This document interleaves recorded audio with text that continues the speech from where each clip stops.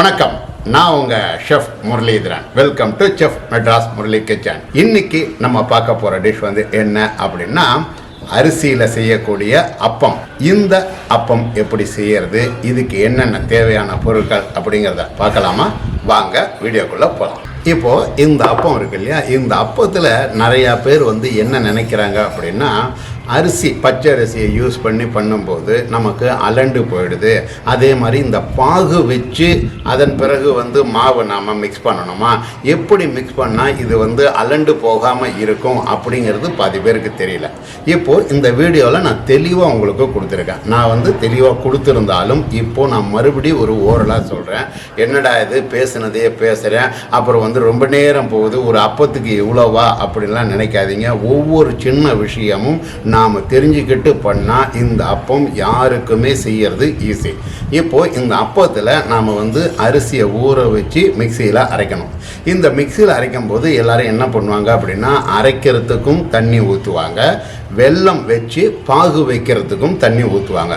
So இந்த வெள்ளை பாகு வச்சு நீங்கள் தண்ணி ஊற்றி அது வடிகட்டி பண்ணும்போது தண்ணி வரும், மாவு அரைக்கும் போது இருக்கிற தண்ணியும் வரும்போது ரெண்டும் ஒன்றா சேர்ந்தால் ரொம்ப லிக்விட்னஸ் வந்துடும். அந்த லிக்விட்னஸை அட்ஜஸ்ட் பண்ணுறதுக்கு பாதி பேர் என்ன பண்ணுவாங்க, கோதுமை மாவை போடு, மைதா மாவை போடு, வெறும் அரிசி மாவை போடு அப்படின்னு சொல்லுவாங்க.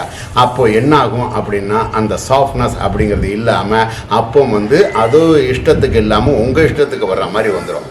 இதுக்கு தான் நான் என்ன பண்ணியிருக்கேன் அப்படின்னா, வெல்லம். இந்த வெல்லம் நம்ம பாகு வச்சு பண்ணுறதுக்கு பதிலாக வெல்லத்தில் நான் என்ன பண்ணியிருக்கேன், அப்படியே வெல்லத்தில் ஒரு அரை டம்ளர் அளவுக்கு தண்ணி ஊற்றிருக்கேன். இந்த அரை டம்ளர் தண்ணி ஊற்றி இதை என்ன பண்ணுவேன், கையாலேயே நல்லா வெல்லத்தை கரைக்கிறேன். அதாவது நம்ம பானகத்துக்கு கரைப்போம் இல்லையா, அந்த மாதிரி வெல்லத்துக்கு தண்ணி கம்மியாக ஊற்றி நீங்கள் என்ன பண்ணணும் அப்படின்னா, பானகத்துக்கு கரைக்கிற மாதிரி திக்காக கரைக்கணும். செஃப் தான் சொன்னார், பானகம் அப்படின்னு சொன்னாருன்னு மைண்டில் செட் பண்ணிவிட்டு ரொம்ப தண்ணி ஊற்றக்கூடாது. திக்கான வெள்ளை பாகு மாதிரி நம்ம கைகளில் அந்த தண்ணி ஊற்றி கரைக்கணும். கரைச்சி அதை வடிகட்டிட்டு, நான் பார்த்தீங்க அப்படின்னா மிக்சியில் அரிசியை ஃபுல்லாக வடிகட்டிட்டு ஒரு தரம் ஓட்டியிருப்பேன். அதையும் உங்களுக்கு நான் வீடியோவில் காட்டியிருக்கேன். அதன் மேலே தான் நான் என்ன பண்ணுவேன், இந்த வெள்ளைப்பாகை ஊற்றி பண்ணுவேன். ஸோ வெள்ளத்தில் நாம் மண் இருந்தது அப்படின்னா வடிகட்டிக்கலாம், அரிசியில் ஊற்றக்கூடிய தண்ணி அப்படிங்கிறதையும் நாம் இந்த வெள்ளமாக ஊற்றி பண்ணலாம். ஸோ இவ்வளோ விஷயத்தை நான் பொறுமையாக உங்களுக்கு சொல்லி கொடுத்துருக்கேன். ஸோ இதை மாதிரி பண்ணிங்க அப்படின்னா கண்டிப்பாக ஒரு விநாயகர் சதுர்த்திக்கு அப்பம் தேவைப்படும், அதே மாதிரி ஒரு கார்த்திகைக்கு அப்பம் தேவைப்படும், அதே மாதிரி ஒவ்வொரு வரலட்சுமி நோன்பு அப்படிங்கிறதுக்கு தேவைப்படும் அப்பம் உங்களுக்கு எப்பெல்லாம் தேவைப்படுதோ இதை மாதிரி நீங்கள் செஞ்சீங்க அப்படின்னா கண்டிப்பாக அரைச்சி பச்சை அரிசியில் பண்ணக்கூடிய அப்பம் அப்படிங்கிறது அலண்டு போகாமல் நல்ல உப்புசமாக வர்ற மாதிரி வரும். ஸோ பச்சை அரிசி 200 கிராம், பாகு வெல்லம் 100 கிராம், ஏலக்காய் பொடி அரை டேபிள் ஸ்பூன், ரஸ்தாளி பழம் 1. இப்போது இந்த அரிசியை நான் என்ன பண்ணியிருக்கேன் அப்படின்னா, ஒரு மணி நேரம் அளவுக்கு ஊற வச்சுருக்கேன். இப்போ இந்த ஊற வச்ச அரிசியை நாம் மிக்சியில் அரைக்கணும். இப்போது இந்த வெல்லம் இருக்குது இல்லையா, இந்த வெல்லத்தில் நாம் என்ன பண்ணணும் அப்படின்னா, தண்ணி ஊற்றி கரைச்சிட்டு அந்த தண்ணியை இந்த அரிசிக்கு ஊற்றி அரைக்கலாம். அது எப்படி பண்ணுறேன் அப்படிங்கிறதையும் உங்களுக்கு நான் காட்டுறேன், பாருங்கள். இப்போது நான் என்ன பண்ணியிருக்கேன் பாருங்கள், எந்த அளவுக்கு தண்ணி ஊற்றி இந்த வெல்லத்தை பாகு மாதிரி, அதாவது கையாலேயே தண்ணியை ஊற்றி அடுப்பில் வைக்கல, ஆனால் பாகு மாதிரி கரைச்சி இதில் உள்ள டஸ்டெல்லாம் வடிகட்டேன். இப்போ இதை நாம் என்ன பண்ணணும் அப்படின்னா, நாம் அரைக்க போகிறோம் இல்லையா அரிசி, இந்த அரிசிக்கு தண்ணி தேவைப்படும். இந்த தண்ணிக்கு பதிலாக இதை ஊற்றி நம்ம அரைக்கலாம். இப்போது அரைக்கிறதையும் காட்டுறேன், பாருங்கள். இப்போது இதை மாதிரி நான் அரைச்சிருக்கேன் இல்லையா, இந்த அரைச்சதில் தான் நாம் என்ன பண்ண போகிறோம் அப்படின்னா, இந்த வெள்ளைப்பாகை பாதி அளவுக்கு தான் நான் ஊற்றுறேன். அதாவது எதுக்கு அப்படின்னா, கொஞ்சம் கொஞ்சமாக தான் நம்ம ஆட் பண்ணிக்கிறோம், அப்போ தான் நமக்கு கரெக்டாக இருக்கும். இப்போது இதை மறுபடியும் மிக்சியில் அரைச்சிட்டு உங்களுக்கு நான் காட்டுறேன். இப்போது பாருங்கள், பாதி நான் அரைச்சிருக்கேன். இன்னும் கொஞ்சம் அந்த கொரகொரப்பு தன்மை அப்படிங்கிறது இருக்குது. இதை இன்னும் நல்லா நம்ம மறுபடியும் நல்லா அரைக்கலாம். அதையும் அரைச்சிட்டு உங்களுக்கு நான் காட்டுறேன். இப்போது இதை நல்லா அரைச்சிருக்கோம் இல்லையா, இந்த அரைச்ச நேரத்தில் நாம் என்ன பண்ணணும் அப்படின்னா, இந்த வாழைப்பழம், ஸோ நான் இது போட்டிருக்கேன், இந்த வாழைப்பழம் போட்டிருக்கேன். ஒரு சில பேர் வேணும் அப்படின்னா நேந்திரம் பழமும் போடலாம், அது உங்களுடைய ஆப்ஷன் தான். பட் பழம் போடாமையும் ஒரு சில பேர் பண்ணுவாங்க, அது அவங்களுடைய மெத்தட். இப்போ நான் பழம் போடுறதுக்கு எதுக்கு அப்படின்னா, கொஞ்சம் ஃபர்மெண்டேஷன் ஆகணும், சீக்கிரமாக ஃபர்மெண்டேஷன் ஆகணும் அப்படிங்கிறதுக்காகவும் ப்ளஸ் சாஃப்ட்னஸ் வேணும் அப்படிங்கிறதுக்காகவும் தான் நான் இந்த பழத்தை போடுறேன். இப்போது இதை பழத்தையும் போட்டு நல்லா உங்களுக்கு அரைச்சிட்டு நான் காட்டுறேன். இப்போது நான் வந்து ஃபுல் வெல்லத்தையும் ஊற்றியாச்சு, ஊற்றி அரைச்சாச்சு. அரைச்ச பிறகு அதனுடைய மாவுனுடைய பதம் பார்த்திங்களா எப்படி இருக்குன்னு, இந்த அளவுக்கு லிக்விட்னஸ் இருக்கணும்.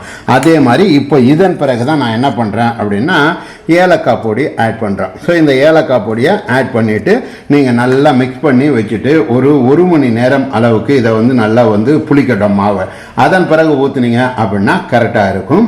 இப்போது வாழைப்பழத்தையும் போட்டு நாம் அரைச்சாச்சு. இப்போ ஏலக்காய் பொடியை மிக்ஸ் பண்ணிட்டு ஊத்துறத காட்டுறேன் உங்களுக்கு பாருங்க. இப்போ நான் என்ன பண்ணிருக்கேன் அப்படின்னா அப்பத்துக்கு எண்ணெய் வச்சிருக்கேன். இந்த எண்ணெய் வைக்கிறது வந்து ரொம்ப ஜாஸ்தி எண்ணெயும் வைக்கக்கூடாது. காரணம் என்னன்னா கீழே ஊற்றி நமக்கு மேலே வரணும். ஸோ அதனால அதுக்கு தகுந்த மாதிரி ரொம்ப நிறைய எண்ணெய் வைக்காம நீங்கள் இந்த மாதிரி பேன் அல்லது வந்து ஜாங்கிரி தவா அப்படின்னு சொல்லுவாங்க, ஃப்ளாட்டாக இருக்கிற மாதிரி, அந்த மாதிரி இதில் வச்சிங்க அப்படின்னா கரெக்டாக இருக்கும். இப்போ எண்ணெய் வந்து சூடு வந்து ரொம்ப ஜாஸ்தி இருக்கக்கூடாது. காரணம் என்னன்னா இது வெல்லம் போட்டது, இதை நீங்கள் ஊற்றி அது மேலே வந்து திரும்பி வரணும். அதனால் நீங்கள் என்ன பண்ணணும், நார்மலான ஃபயர் வச்சுட்டு ஊற்றி மேலே வந்த பிறகு தான் கொஞ்சம் ஜாஸ்தி வச்சு மறுபடியும் ஸ்லோ பண்ணி பண்ணணும். இப்போ உங்களுக்கு எண்ணெய் வச்சாச்சு, சூடாயிருக்கு. இப்போ நான் ஊத்துறதையும் காட்டுறேன். இப்போ நமக்கு வந்து நம்ம ஆல்ரெடி மாவு நம்ம வந்து அரைச்சாச்சு. ஸோ இந்த அரைச்ச மாவு வந்து பார்த்தீங்க அப்படின்னா நான் என்ன பண்ணியிருக்கேன் அதை பாருங்க. இருக்கிறத நான் என்ன பண்ணேன், கொஞ்சம் ஃபர்மெண்டேஷன் ஆகிருக்கு. அதே சமயம் நான் வந்து கொஞ்சமாக லூஸ் பண்ணியிருக்கேன். ஸோ இந்த லூஸ் பண்ண பிறகு கரெக்டாக இருக்கும் மாவு. இப்போ இதை வந்து நம்ம டைரெக்டாக கரண்டியில் ஊற்றுறதுனாலும் ஊற்றலாம். சப்போஸ் உங்களுக்கு கரண்டியில் ஊற்றுனா வால் விழுது அப்படின்னா இப்போ நான் என்ன பண்ணுவேன் அப்படின்னா ஒரு டம்ளரில் ஊற்றிக்கிட்டு ஊற்றுவேன். அப்போ நமக்கு வால் விழாமல் விழும். இப்போ ஊற்றுறத காட்டம் பாருங்கள். இப்போ பாருங்க, நமக்கு நல்லா எண்ணெய் சூடாயிடுச்சு. இப்போ நான் என்ன பண்ணுங்க அதை பாருங்க, இந்த டம்ளரில் நான் வந்து மாற்றிக்கிட்டேன். ஸோ டம்ளரில் மாற்றின பிறகு எண்ணெய் சூடு நீங்கள் பார்க்கணும் அப்படிங்கிறதுக்காக தான் லைட்டாக ஒரு சொட்டு தண்ணி தெளிச்சிருக்கேன். இதுதான் சூடு கரெக்டாக இருக்கணும். இப்போ பாருங்கள், ஒரே இடத்துல நீங்கள் ஊற்றணும். உங்களுக்கு தேவையான சைஸ் அளவுக்கு ஊற்றிக்கலாம். இப்போ இந்த ஊற்றுனது கரெக்டாக தானாக மேலே வர்ற மாதிரி வரும். இப்போது ஒன்று ஊற்றிருக்கோம். இது ஊற்றி பார்க்குறதும் எப்படின்னா ஒரு சாம்பிள் மாதிரி நம்ம பார்த்துக்கணும். சப்போஸ் அலண்டு போகுதா, விரியுதா, அல்லது உப்புசம் வருதா, இல்லை தானாக மேலே வருதா அப்படிங்கிற விஷயம் எல்லாத்தையுமே நாம் முதல்ல அப்சர்வ் பண்ணிக்கிட்டு தான் இந்த அப்பத்தை ஊற்றணும். இப்போ பாருங்கள், நாம் ஊற்றுனது கரெக்டாக இருக்கிற மாதிரி இருக்குது. இப்போ அப்பம் இப்போது அதில் இப்போ அதே மாதிரி இப்போ அடுத்தது ஊற்றுறேன் பாருங்கள். ஸோ உங்களுக்கு தேவையான சைஸில் நீங்கள் ஊற்றிக்கலாம்.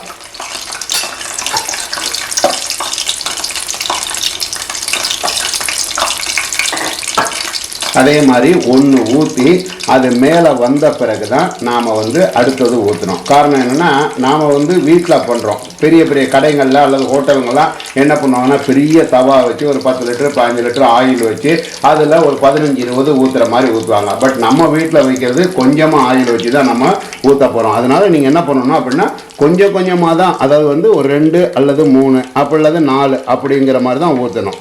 இப்போ பாருங்கள், நான் வந்து 4 அப்பம் ஊற்றிருக்கேன்.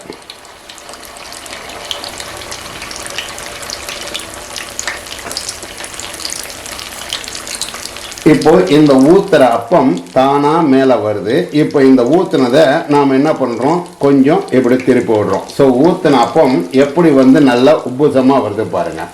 ஸோ ஒரு அப்பம் அப்படிங்கிறதுக்கு கணக்கு என்னென்னா ஒரு பக்கம் மேல் ஆமையினுடைய மேல் ஓடு மாதிரியும் இன்னொரு பக்கம் ஃப்ளாட்டாகவும் இருக்கிற மாதிரி இருக்கிறது தான் அப்பம். அந்த சைட்லலாம் பார்த்தீங்கன்னா கொஞ்சம் கிறிஸ்ப்னஸ் வரணும், நடு பகுதியில் அந்த சாஃப்ட்னஸ் அப்படிங்கிறது இருக்கணும்.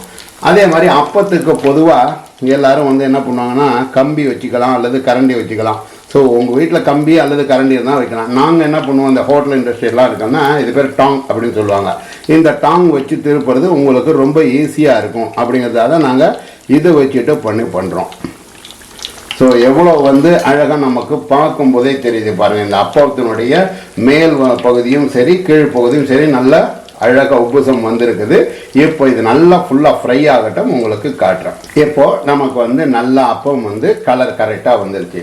இது வந்து நான் வந்து பாகு வெல்லம் அப்படின்னு கேட்டு வாங்கியிருக்கேன். இந்த பாகு வெல்லம் மாதிரி நீங்கள் வாங்கினீங்க அப்படின்னா கலர் கொஞ்சம் ப்ரௌனிஷ் கலர் அப்படிங்கிறது வரும். ஒரு சில இடங்களில் வந்து வெள்ளை கலர் வெல்லம் அல்லது வந்து லைட்டாக ஆரஞ்சு கலர் இருக்கிற மாதிரி வெல்லம் அப்படின்னு இருந்தது அப்படின்னா அதை நீங்கள் வந்து பார்த்து தான் நீங்கள் வந்து வாங்கணும். மேக்சிமம் வந்து முடிஞ்ச அளவுக்கு அப்பத்துக்கு நீங்கள் பாகு வெல்லம் அப்படிங்கிற மாதிரி இருந்து வாங்கினீங்க அப்படின்னா அப்பத்துக்கு கலர் நல்லா அருமையாக வரும்.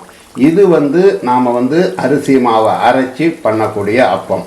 ஒரு சில பேர் இதில் இன்ஸ்டன்ட் அப்பம் அப்படின்னு சொல்லிட்டு நமக்கு வந்து என்ன பண்ணுறாங்க, கோதுமை மாவு, கொஞ்சம் மைதா மாவு, கொஞ்சம் வந்து அரிசி மாவு, கொஞ்சம் கார்ன்ஃப்ளவர் இதெல்லாம் போட்டுக்கிட்டு மேற்கொண்டு டக்குன்னு என்ன பண்ணுறாங்க, அதை வந்து ஊற வைக்காமல் அப்படியே நமக்கு வந்து வெல்லம்லாம் போட்டு ரெடி பண்ணி பண்ணுற அப்பமும் ஒரு சில பேர் பண்ணுறாங்க. அது வந்து இன்ஸ்டன்ட் அப்பம். இந்த மாதிரி வர்றது வந்து ஒரு சில பேருக்கு அலண்டு போயிடும் அப்படிங்கிற பயம், அதாவது பயம்ங்கிறதுனால தான் அவங்க என்ன பண்ணுறாங்க அப்படின்னா அந்த இன்ஸ்டன்ட் அப்பத்தையே ரொம்ப விரும்பிடுறாங்க. பட் நமக்கு வந்து அப்பம் அப்படின்னா உங்களுக்கு இதுதான் அப்பம் அப்படிங்கிறது. உண்ணி அப்பம் அப்படின்னு நம்ம சேனலில் ஆல்ரெடி நான் போட்டிருக்கேன். ஸோ அது வந்து பூராவும் அதுவும் அரிசி மாவு தான். அது வந்து குழிப்புணியார கல்லில் போடக்கூடியது. இப்போ பாருங்கள், அடுத்த நாளும் நான் ஊற்றுறேன் பாருங்கள்.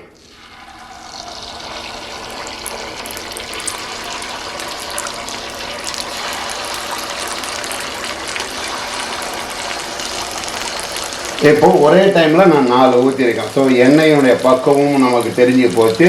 அதே மாதிரி வந்து அலண்டாமல் போகவும் போகுது. நமக்கு கேப் நிறையா இருக்குது அப்படிங்கிறதுக்காக தான் எனக்கு தேவையான சைஸுங்கிறதுனால நான் 4 ஊற்றிருக்கேன். நீங்கள் உங்கள் வீட்டில் கடாயை வைக்கிறீங்கன்னா பார்த்து அதுக்கு தகுந்த மாதிரி ஊற்றிக்கணும். எப்படி வந்து உங்களுக்கு அப்பம் வந்து பூரி மாதிரி உப்புது பார்த்தீங்களா?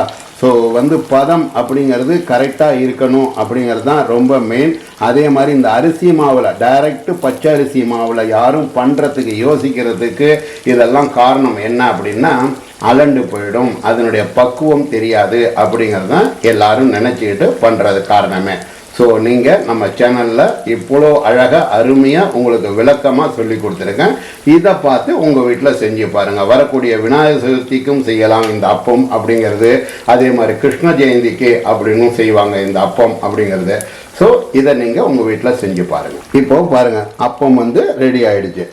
ஸோ ஒரே கலர் அப்படிங்கிறது நமக்கு வந்து கரெக்டாக வரும். ஸோ நான் வந்து அப்பம் வந்து ரெடி பண்ணிட்டேன். இப்போ இதை எடுத்துகிட்டு உங்களுக்கு டிஸ்பிளே காட்டுறேன் பாருங்கள். இப்போது நமக்கு அப்பம் ரெடி ஆகிடுச்சு. எப்படி இருக்க பாருங்கள். இதில் வந்து நம்ம வந்து அரிசியை போட்டதுனால கொஞ்சம் ஓரத்தில் கிறிஸ்மஸும் இருக்கும். அதே சமயம் வந்து நடுவில் வந்து பார்த்திங்க அப்படின்னா ஹாலோஸ் இருந்து ஒரு கேப்பாக இருக்கிற மாதிரி இருக்கும். பட் நீங்கள் வந்து கோதுமை மாவில் பண்ணும்போது தான் அந்த ஷைனிங் அப்படிங்கிறது மேலே வர்ற மாதிரி வரும். ஸோ இந்த பழைய காலத்து ஒரிஜினல் அப்பம் எப்படி செய்யறது அப்படிங்கிறத உங்களுக்கு கற்றுக் கொடுத்துருக்கேன். பார்த்து என்ஜாய் பண்ணுங்கள், செஞ்சு பாருங்கள்.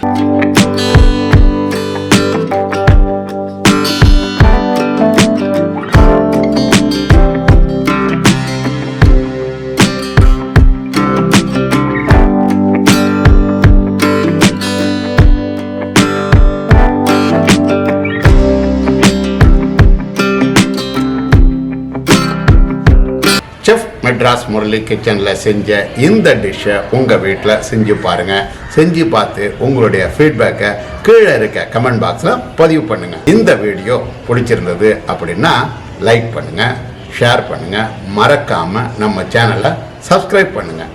இது மாதிரி சூப்பரான வேறு ஒரு டிஷ்ஷில் வேறு எபிசோடில் உங்களை சந்திக்கிறேன். அதுவரை